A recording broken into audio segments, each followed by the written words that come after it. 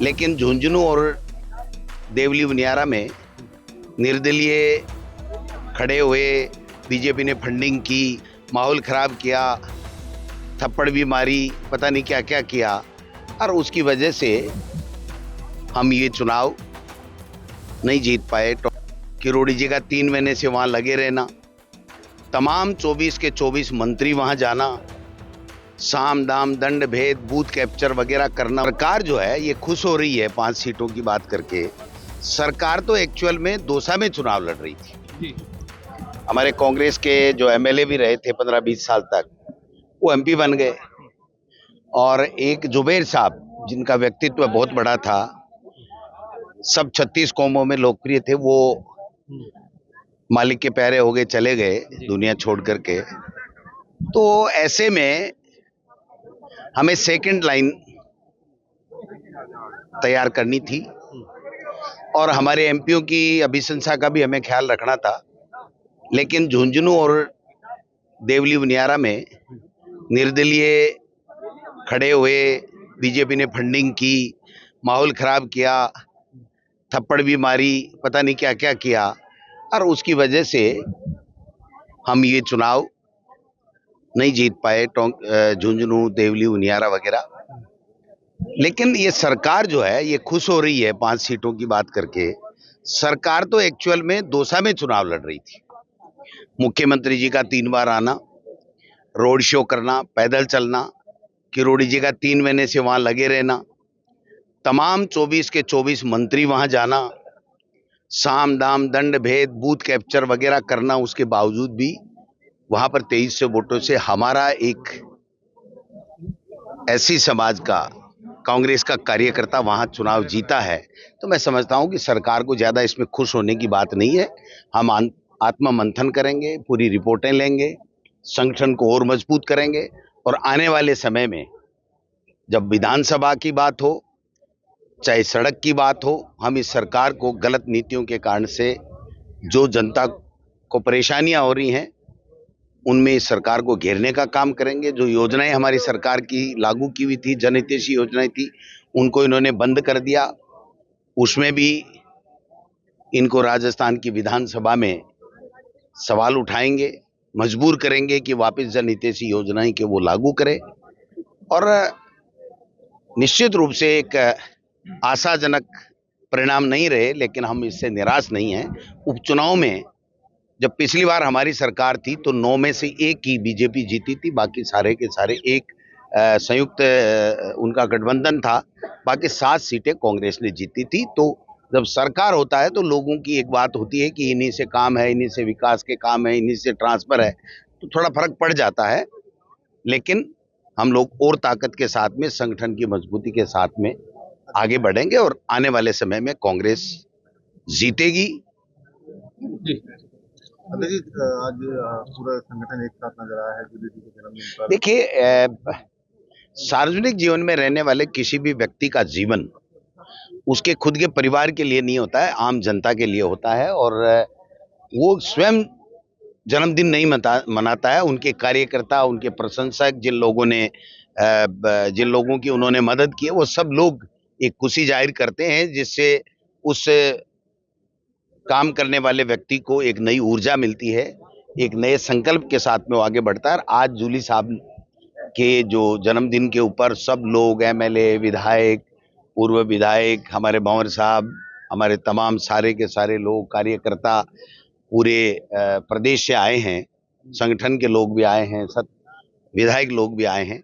तो इनसे एक अच्छा माहौल भी बना है और एक नई ऊर्जा का संचार भी कार्यकर्ताओं और नेताओं में हुआ है। और इससे हमें एक और ताकत मिली है कि हमारा कार्यकर्ता आज भी इस भारतीय जनता पार्टी की गलत नीतियों के खिलाफ आज भी सीना तान करके खड़ा है।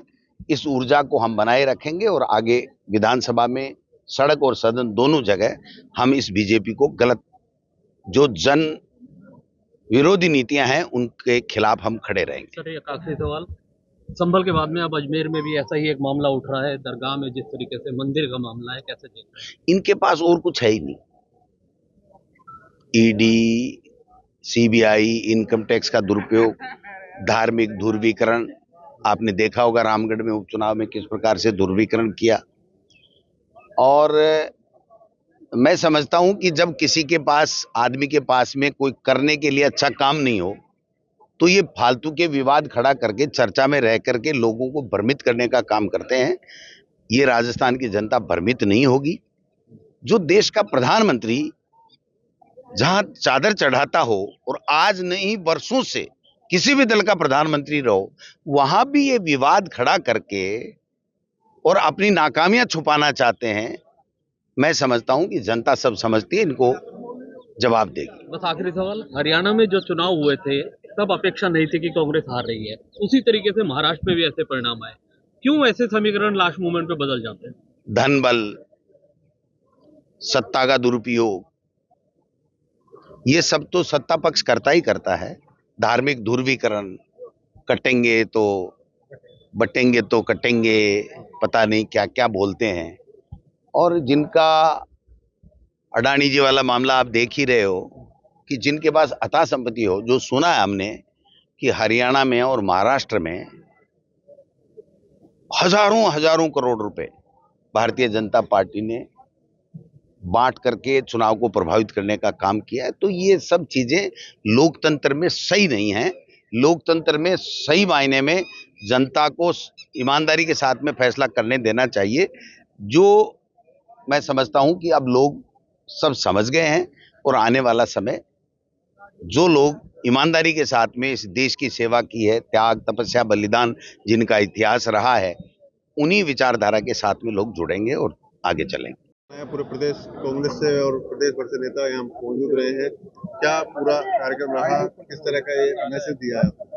देखिए, आज विशेष रूप से जो मेरा जन्मदिन रहा है और हमेशा से रहता है कि सुबह से ही चाहे मंदिर का प्रोग्राम हो, गौशाला का हो, चाहे इंदिरा रसोई का हो, चाहे मदर टेरेसा होम का हो, इन वृक्षारोपण का हो, इन सबको करते करते फिर मेन प्रोग्राम रक्तदान शिविर का रहता है। और रक्तदान जो मैं समझता हूँ एक जीवन दान है। आज के दिन बहुत बड़ी संख्या के अंदर युवा साथियों ने रक्तदान किया है, उन सबका मैं आभार व्यक्त करता हूँ। उनका दिया हुआ ये ब्लड किसी को नई जिंदगी देगा, नया जीवन देगा। कई प्रकार की मैं समझता हूँ इस प्रकार की स्थिति बनती है, बीमारियां होती हैं, एक्सीडेंट होता है, ब्लड की बड़ी जरूरत पड़ती है। और ब्लड की ऐसी चीज़ है कि जो दूसरा उसका कोई ऑप्शन है नहीं। तो मैं सभी साथियों को धन्यवाद देता हूं। और विशेष रूप से मैं धन्यवाद देता हूं आदरणीय भंवर जितेंद्र सिंह जी का, हमारे प्रदेश अध्यक्ष आदरणीय गोविंद सिंह डोटासरा जी का, हमारे सचेतक रफीक खान जी का, हमारे सभी विधायक महोदय, पूर्व विधायक महोदय, पूर्व मिनिस्टर साहिबान, और अलवर की जनता जनार्दन, प्रदेश की जनता जनार्दन, हमारे अलवर ग्रामीण के सभी कार्यकर्तागण, हमारे पब्लिक, सबको मैं बहुत बहुत धन्यवाद देता हूं। मेरा जीवन जनता को समर्पित है, जनता के लिए है। जनता के लिए अब और जिम्मेदारी बढ़ गई, और ज़्यादा करूँ।